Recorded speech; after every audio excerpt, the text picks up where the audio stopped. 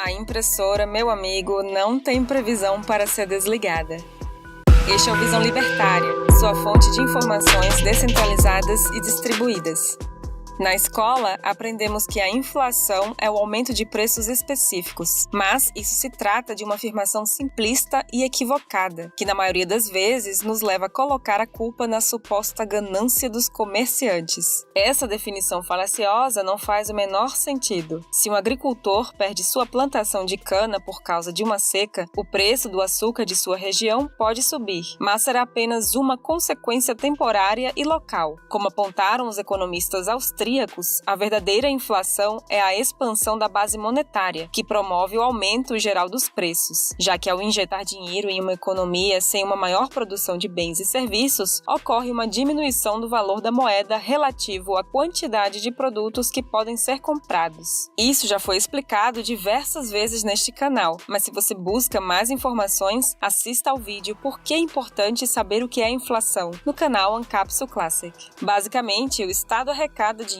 por meio de 3 formas: com o aumento de impostos, com a emissão de dívidas ou com a criação de dinheiro. O aumento de impostos é uma clara coerção que causa impopularidade ao político. Já a emissão de dívidas costuma alcançar um limite, pois, no caso de países emergentes e arriscados como o Brasil, os compradores de títulos passam a cobrar juros mais altos até o ponto em que ocorre a perda de confiança internacional, fazendo com que os investidores decidam deixar de financiar a dívida. Já a criação artificial de moeda apresenta-se como uma via aparentemente perfeita. Os estímulos de curto prazo são extremamente positivos. Em um sistema democrático com mandato de 4 anos, os políticos fazem o que bem entendem para alcançar popularidade durante o seu governo, enquanto jogam as consequências desastrosas de seus atos para o futuro, quando os próximos governantes, senão os empresários, serão culpados pelo aumento dos preços. Keynes dizia que isso não importava, pois no longo prazo estaríamos todos mortos. Ele só não contava com o seguinte: quanto mais as consequências demoram para acontecer, mais pesadamente elas cairão sobre os ombros de nossos filhos. A inflação também mostra-se de grande ajuda para governos endividados, já que o preço de grande parte dos títulos de dívida pública não são corrigidos pela inflação e, portanto, acaba sendo mais facilmente pago no futuro. Uma tabela de impostos fixa, com uma inflação crescente, também transfere mais dinheiro para as mãos do Estado. Em 1994, com o Plano Real, só pagava imposto de renda quem ganhava mais de R$ 591,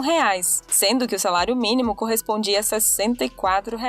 Hoje, em 2021, paga o imposto quem ganha mais de R$ 1.904, com o salário mínimo valendo R$ 1.100. Ou seja, antes você era tributado se ganhasse 9 vezes o salário mínimo. Hoje em dia, recebendo míseros 2 salários mínimos, você já é taxado. Assim, potenciais investimentos para a rede privada acabam sendo direcionados para a mão dos políticos, além de os comerciantes serem obrigados a repassar o aumento de impostos em seus produtos, nos casos mais extremos até impedindo o consumo dos pobres. Casos de inflação são adorados pelos políticos desde o Império Romano. Naquela época, sem a existência dos papéis coloridos, a moeda, o denário, era desvalorizada pela diminuição do percentual de prata na liga metálica. A integridade do sistema monetário romano permaneceu relativamente intacta até o reinado de Nero, já que ele foi o primeiro a depreciar o padrão que havia sido estabelecido por Augusto, o primeiro imperador de Roma. Nero usou a inflação para financiar o império e começou reduzindo o teor de prata do denário, de 98% para 93%, o que permitiu que mais moedas fossem fabricadas com o mesmo volume de prata. Os sucessivos imperadores apenas continuaram e intensificaram a sua política. A pior desvalorização ocorreu sob o imperador filósofo Marco Aurélio, que desvalorizou o denário para um teor de 79% de prata, com o intuito de financiar suas constantes guerras. Quando parecia impossível, foi lá e fez. A situação ainda piorou muito. A cada desvalorização da moeda, os preços eram pressionados para cima, e isso foi gradualmente diminuindo a confiança do povo no sistema monetário romano, assim como acontece hoje. Apesar de, no curto prazo, a inflação promover um alívio para as finanças do Estado, isso acabava quando os mercadores e os legionários se davam conta do que havia acontecido. Para escapar da corrosão do poder de compra do denário, os soldados começaram a exigir que suas bonificações fossem pagas em ouro ou em mercadorias. O filho de Severo reduziu o teor de prata da época para 50%. Essa falsidade, usada para financiar a máquina de guerra romana e suas construções megalomaníacas, continuou até ser criada uma nova moeda, o numo, que em 341 d.C., com o imperador Constante I, possuía apenas 0,4% de prata. Esse processo gradual, porém extremamente danoso, provavelmente foi a principal causa da fragilização e da posterior queda dos romanos. Se você quiser aprofundar este assunto, assista ao vídeo A Economia do Império Romano, daqui do Visão Libertária. O link estará na descrição. Séculos e até milênios se passaram sem que os políticos aprendessem a lição. Na verdade, parece que cada período inflacionário supera o anterior, porque quanto mais as bolhas duram, pior é quando elas explodem. E é interesse dos governantes que elas durem o máximo possível. Isso nos levou a casos bizarros de inflação nos últimos 2 séculos. Agora, para vocês se deliciarem só um pouquinho, eis aqui o top 5 de casos de inflação mais impactantes no mundo moderno, e com um bônus no final. Em quinto lugar está a Alemanha, de 1921 a 23. Foram 30.000% de inflação durante alguns meses. O pagamento do Tratado de Versalhes, imposto pela Tríplice Aliança como indenização da Primeira Guerra, valeria 269 bilhões de dólares atualmente. A nação já estava quebrada e o tratado impedia o pagamento com o uso do marco alemão. Portanto, assim como os políticos alemães e os contemporâneos, decidiram imprimir dinheiro como se não houvesse amanhã. Os resultados acarretaram em uma hiperinflação desastrosa.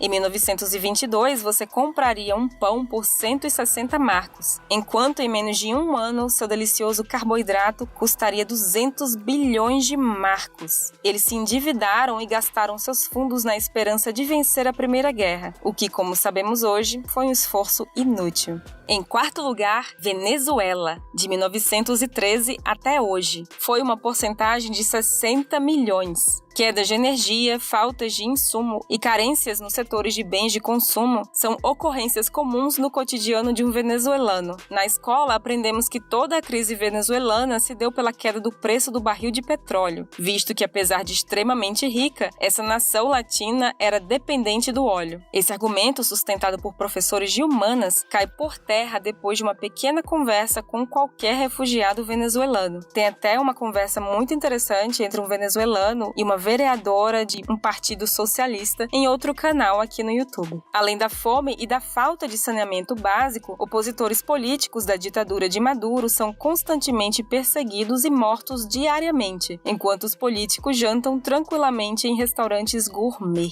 Em terceiro lugar, Iugoslávia, de 92 a 94. 331 milhões% em alguns meses. Estimuladas pelos acontecimentos que levaram à queda do Muro de Berlim, as repúblicas iugoslavas, que eram compostas pela Bósnia e Herzegovina, Croácia, Eslovênia, Kosovo, Macedônia do Norte, Montenegro e Sérvia, passaram a exigir soberania. As guerras civis, somadas à má administração da época, geraram uma grande crise. Os salários da população caíram mais de 50%. A fome foi democratizada, postos de gasolina e outros estabelecimentos fecharam e vários mercados negros de câmbio surgiram. Em segundo lugar, Zimbábue, de 2007 a 2008. Foram 79,6 bilhões%. Depois de derrubar o governo da Rodésia nos anos 80, os políticos do país decidiram aumentar sua popularidade, distribuindo bens de consumo gratuitamente para a população. Esse gratuitamente deve ser destacado entre aspas, pois assim como percebemos com danos causados pelas medidas descaradamente populistas, nenhuma dessas benesses estatais é de graça. O Estado é uma instituição parasitária que não produz riqueza e se financia por meio do roubo do dinheiro conhecido como impostos, ou pelo roubo do poder de compra conhecido como inflação. O confisco de terras de brancos, que foram cedidas para cidadãos negros, e a entrada na Guerra do Congo fizeram o governo desvalorizar sua moeda ao extremo, ao ponto de pessoas carregarem dinheiro em carrinhos de mercado e em muitos dias acabarem sem água ou comida. Para maiores detalhes sobre o assunto, temos um vídeo recentemente publicado no canal sobre a Rodésia.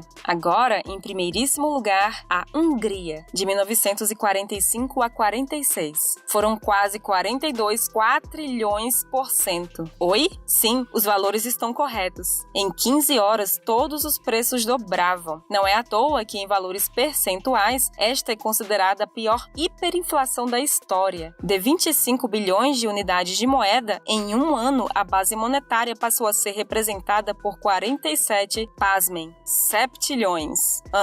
Septilhões. Esses valores, quase incompreensíveis nos dias de hoje, se devem ao fato de que, após a Segunda Guerra Mundial, a Hungria encontrava-se completamente destruída. Sem suas indústrias funcionando, o país deixou de fabricar a maioria de seus bens. Mas isso não foi bastante para o Estado, mais uma vez, injetar na economia novos papéis coloridos como bem entendesse. Agora, o bônus. Sim, Estados Unidos. Como está bem detalhado num recente vídeo publicado no canal A Inflação do Dólar, mais de 40% de todos os dólares existentes foram criados no último ano. Mais de 40% de uma moeda que existe desde 1776. Embora os Estados Unidos representem um ideal de liberdade e uma economia muito mais livre do que a brasileira, não podemos nos enganar com as verdadeiras intenções do Estado. O governo inundou a economia com dólares durante o período do lockdown, ou seja, mais uma vez insistiu em expandir a base monetária sem adicionar bens de consumo à oferta. Muitos se perguntam o porquê de os preços não estarem subindo tão expressivamente. Ainda com resquícios do grande acontecimento do último ano, as pessoas tiveram um incentivo à poupança e não começaram a gastar seus auxílios emergenciais. Também é importante ressaltar que a maioria das trocas internacionais e reservas de valor de bancos centrais demandam um volume massivo de dólares diariamente, mas isso não significa que não houve inflação. As bolsas de valores atingiram recordes e recordes. Diversos ativos tornaram-se bolhas. Indústrias começaram a valorizar mesmo sem produzir. Quem detém esses ativos se sente bem com a subida do valor, ignorando as consequências futuras. Em pouco tempo, a ilusão do valor do papel moeda se tornará clara para a humanidade. Criptomoedas são cada vez mais demandadas, e o aumento sem precedentes do preço do Bitcoin, a evolução de contratos inteligentes com o Ethereum e o rápido surgimento de novas iniciativas com diferentes propostas são apenas algumas evidências disso. Em algum ponto, os indivíduos perceberão que a confiança na boa-fé de políticos é um lastro insustentável e os papeizinhos perderão seu valor por completo. A maior bolha da história, aquela na qual estamos neste exato momento, estourará em breve e somente os mais espertos se salvarão.